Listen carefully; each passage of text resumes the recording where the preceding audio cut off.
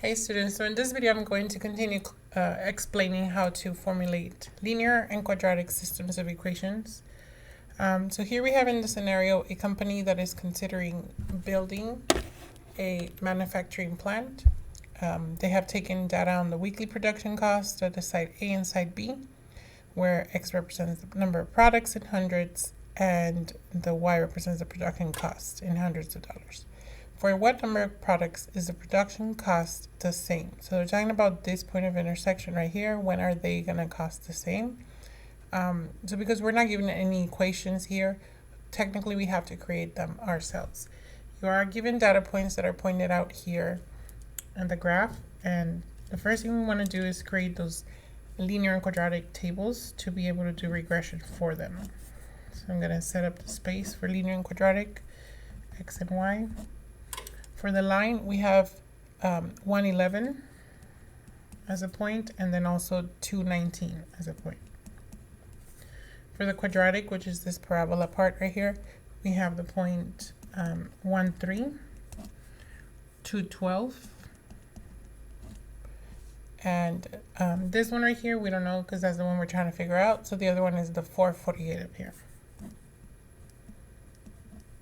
Okay, so now that we have these tables, we need to create the equations for these equations, and again, that's through regression. So we're going to go to our calculator and open an Excel sheet.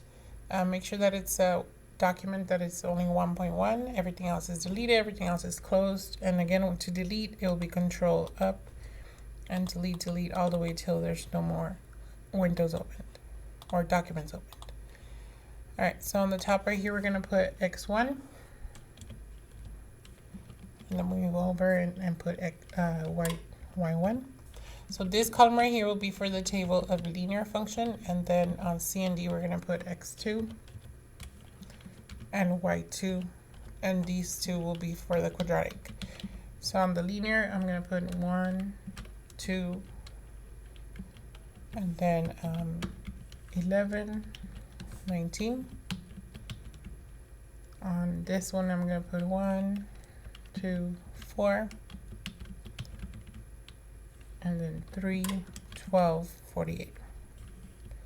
So then we find some space here on letter E, and we're going to click on menu, statistics, stack calculations. And again, linear regression is number 3, quadratic regression is number 6. So linear regression first. On this one, we're going to select x1 and y1 as our x and y values for the linear regression, and it's going to save on the function number 1. So right here it gives you the m and the b that will create the equation for the linear, and then we move on to this blank space and then do menu, statistics, stack calculations, quadratic regression number 6.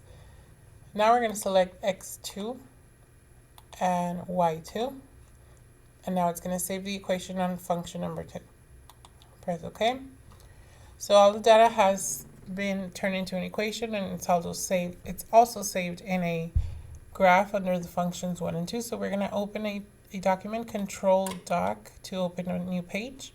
We're going to add a graph, and in this graph we already have on F1 if we press up, on F1 the linear, and then F2 the quadratic.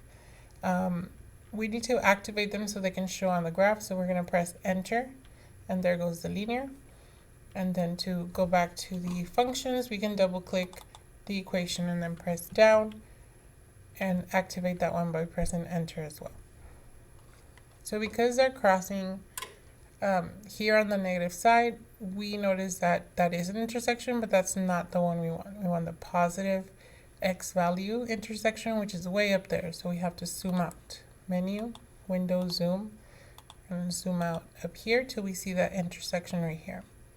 Then we press menu, analyze, intersection, and again, you don't want to find all the way over here. You're just going to kind of want to stay here on the y-axis and drag it over to the positive side, and it gives you the intersection point of 327. So I'm going to go back to the problem and write down the equations that we had. So we ended up with the equation, let me just show you once again. The 8x plus 3, that was your linear. Y equals 8x plus 3. And then we have the quadratic, which I know you can barely see it, so let me drag it over. It's 3x squared plus 0x plus 1.e negative 12, which means the decimal moves 12 spaces to the left. So it's a really, really small number. That is 0.0000 all the way to what? 12 spaces. So that's a really small number. So we just don't consider that at the moment. We just write it as 3x squared. So I'm going to write that here as y equals 3x squared. Here's your linear, here's your quadratic, and the point of intersection that is being shown right here. That's going to be the 3, 27 right there. So this is your solution,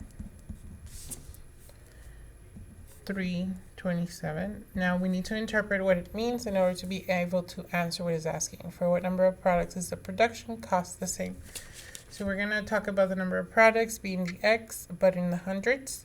So it is 3. So we're going to say 300 products will make production cost the same.